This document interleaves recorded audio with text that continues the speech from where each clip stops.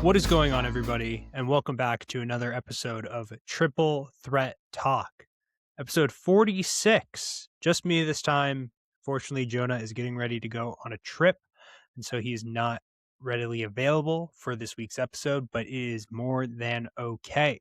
We have a shorter one for you today, just because, we're kind of getting into the middle of the playoffs, just the same old thing, but can kind of talk about the wrap up of round one a little bit, and then we'll go into round two and my overall predictions for that. But we'll have the normal episode more next week when Jonah returns. Before we begin, please like and subscribe. Follow along the journey if you enjoy it. Go to the social media pages, Instagram, Instagram, X, TikTok. The socials are down below. Go follow them. But yeah, let's get right into it. I'm going to address the elephant in the room right away. The Celtics lost. I'm well aware. Was I sad? Of course. Am I heartbroken? Sure, but not really. It is what it is. The Knicks look really good. We'll cover them in just a minute. But it was tough to go down against Philly. First time since, I think, 81 or 82 we lost to Philly in a playoff series. Losing 3-1 in a series deficit. It's tough, but it is what it is. They weren't going to win it all this year. They just weren't. Tatum with the injury was out for Game 7. That was a big difference maker. Derek White finally stepped up in Game 7. Fortunately, wasn't there for the first 6 games where it would have been needed, but missing 11 shots in a row to end the game, that's not going to cut it. It is what it is. I think a big move is going to be done this offseason. I personally think Jaylen Brown will be dealt for Giannis Antetokounmpo and a couple other things, but it is what it is. We'll figure it out when we get closer, and we'll talk about it more next week with Jonah. Round 1 matchups. Pistons beat the Magic in 7. What a series. Paolo played his ass off. It's just unfortunate that his teammates didn't show up in Game 7. Cade was by far, in a way, the best player in that series, and has shown why he's a playoff riser. Sixers obviously beat the Celtics in 7. Whatever. Knicks beat the Hawks in 6. Knicks blow out the Hawks to take control to win the series in Atlanta, and now has taken a 2-0 series lead against Philly. We'll talk about that again in a little bit. And Cleveland beats Toronto in 7. That was another really good series. Actually, no, I take that back. It was so mid of a series. Like I think it was Game 3 or Game 4, I want to say, where both teams just shot horribly. It was not good. To the point where I think neither team eclipsed 40 points and a half in the first half. I want to say it was bad. RJ Barrett had the game winner in Game 6. That was crazy. But unfortunately, Cleveland took it in 7. And onto the Western Conference, we have Thunder easily taking care of the Suns. That was no problem. The Spurs winning in 5 would have been 4 if Wemby didn't get knocked out. In Game 1, they beat the Blazers. The Wolves take down the Nuggets in 6. We'll talk about that with Jonah when he's probably going to, as if he hasn't brought it up enough. The Nuggets and Spurs played. They should have rested and should have lost to the Spurs, whatever. And then Lakers beat the Rockets in 6. So overall, really good first round, really solid, especially out east, with all series going to 6 games and 3 of the 4 going to 7. But we are now on to round 2, Eastern Conference round 2 matchups.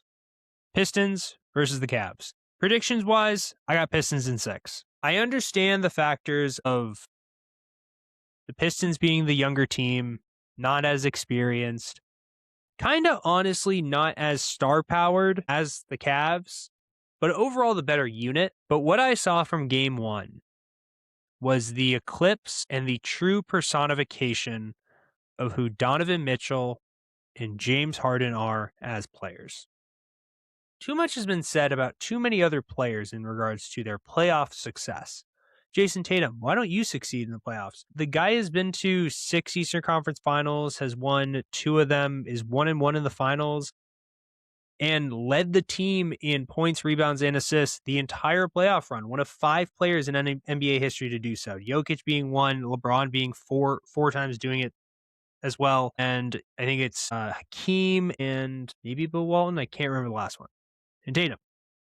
Shea, why don't you win in the playoffs? Well, he just did that by doing one of the most dominant seasons in a single history ever by winning MVP, first team All-NBA, and then winning the finals and finals MVP.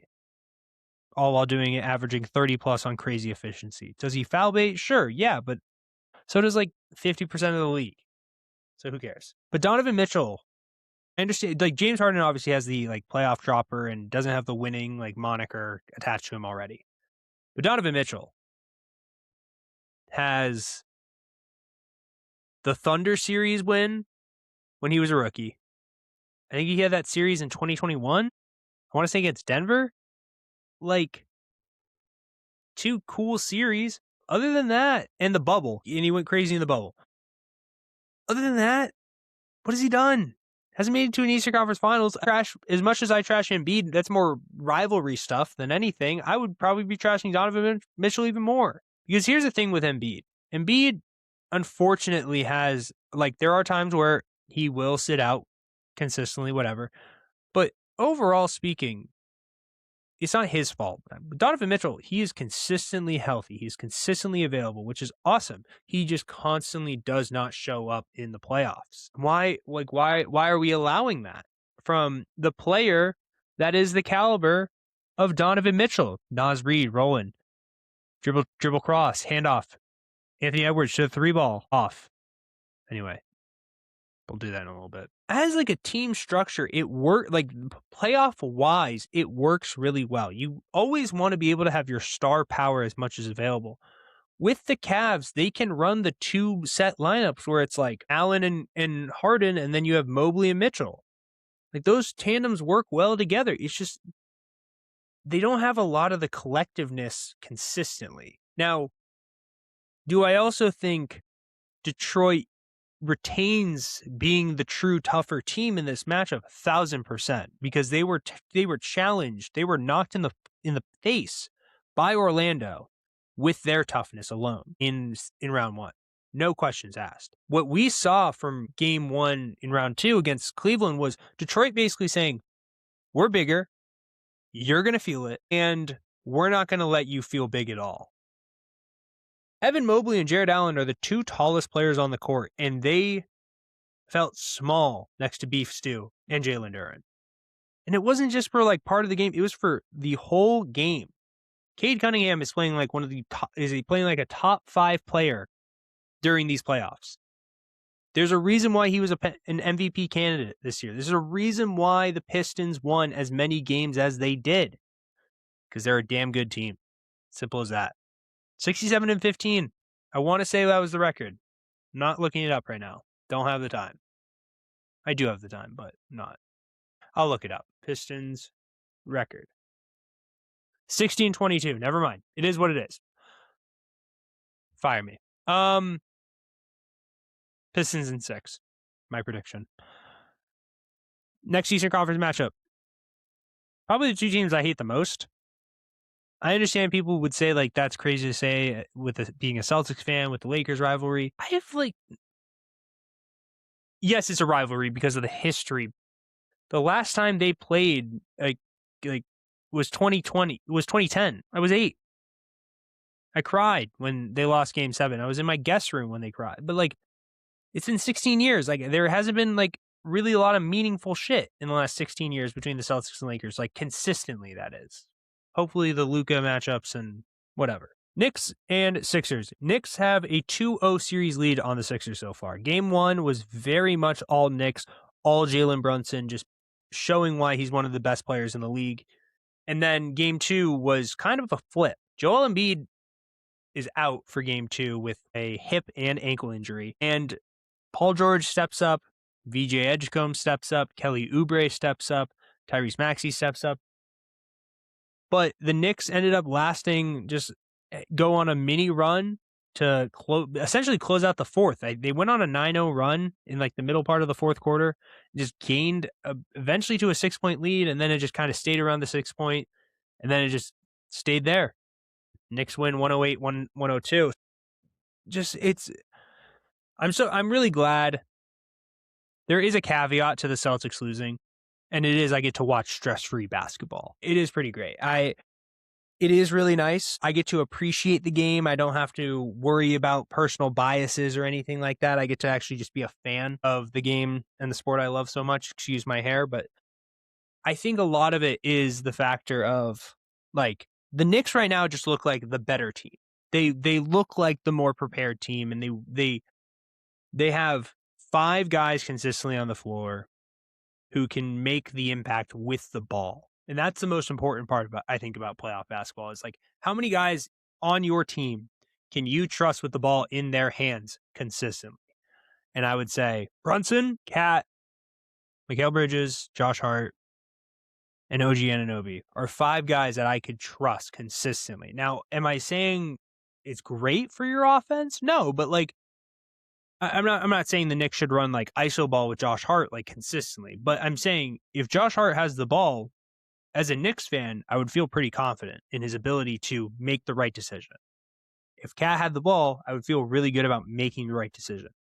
That's what's important about playoff basketball. And that's what really sets them apart from, like, as much as Kelly Oubre is good, I wouldn't really trust him as much as anyone on the Knicks. I definitely don't trust him as much. Like, VJ Edgecombe, first couple games, had it. Last, like, against the Knicks so far, not as great. Very much a catch and shoot guy right now. It's Paul George, it's Tyrese Maxey, obviously Embiid when he's there. But I just trust the Knicks. We're talking about the team that went to the Eastern Conference Finals, the most recent out of any of these 4 teams. We're talking about the team that brought back the most of their core and then added some with Jordan Clarkson, Jose Alvarado, and just Tyler Kolek stepping up this year. I'm going Knicks in 5. I know that's a very, like, it doesn't give like a lot of room for error essentially, but I just think the Knicks are one thing I will say, the Knicks are not the Celtics. If they stomp on your throat, they're not going to stop until the game is over. We saw that with the Atlanta game. With the Celtics, they kind of let up a little bit. We'll get into that next week, but I just think with the Knicks, they are playing the best brand of basketball right now in the East. They're my pick right now to win the East, but I'm picking them right now, beating Philly in 5 games. Now on to the West. Two rounds here, and we're going to wrap it up. Round 1, matchup 1, Thunder, Lakers. Game 1 was last night. I'm recording this on Wednesday night, so that was Tuesday night's game. They're playing game 2 tonight on Thursday. The most concerning part for me, if I was a Lakers fan, is you got nearly the best case scenario, or one of the better case scenarios last night. SGA was not taking care of the ball well. He had 7 turnovers. He shot 7 of 15 from the field, 3 free throws, and then had 18 points. I understand, obviously, about the Wilt thing. It's only a regular season thing. That's why I don't really care. It's impressive, yes, but I don't really care. LeBron has, I think, a 27-point night on like 12 of 17 shooting, something ridiculous. Marcus Smart plays unreal defense on Shea. Those are 3 things that add up to good winning basketball playing against the Thunder, specifically for the Lakers in this series. Chet Holmgren did have an incredible game. I think it was 22 points, a couple blocks, double-digit rebounds at least. And that just doesn't surprise me. Chet is one of the best defenders in the league, but he's also rising as one of the best rim runners and also just one of the best big men in the NBA. Now, are there concerns about his size? Obviously, but whatever. Chet has this really good game, but it was the lack of production from Austin Reeves. Luka has been ruled out for this series because of his hamstring injury he had towards the end of the year against the Thunder. But what a lot of the people's concern was, especially earlier in the year, was how are the 3 going to gel? There hasn't been a lot of coercion. There hasn't been a lot of like connection between these 3, as in LeBron, Reeves, and Luka. Luka's out. LeBron stepped up.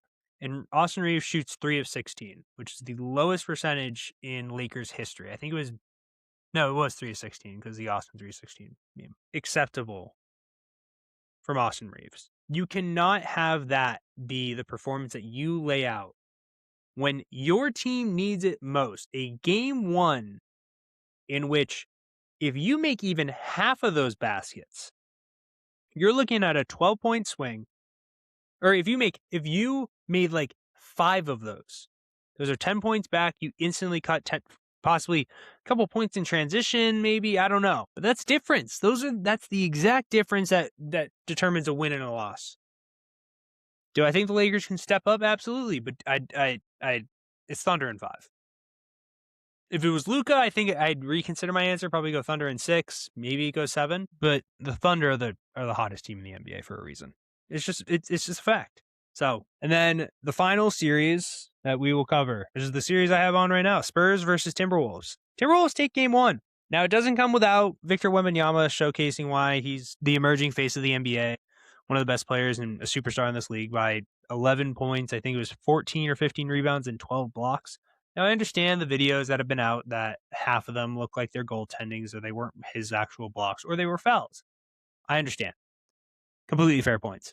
But you have to be able to see the defensive impact. It's incredible. The stat that I am marveled at. Teams, the average, I think the lowest average effective field goal percentage by a team this year for the year was 52%. The average effective field goal percentage when Victor Wembanyama was on the floor was 48%. It's a 4% difference. But from a single guy we're talking about. Now, I understand this single guy is 7'6" and is an alien of a human being, but it's just ridiculous. I'm going to be honest. I would like to see the Spurs win it all. The Spurs are my team that I'm going to be riding with as my pick to win it all. Here's why. I can't really root for anybody in the East because it's the Celtics. I definitely can't root for the Lakers, even though it's LeBron. I'm not rooting for the Thunder. I like the Wolves, but I like the Spurs more. So, Spurs it is.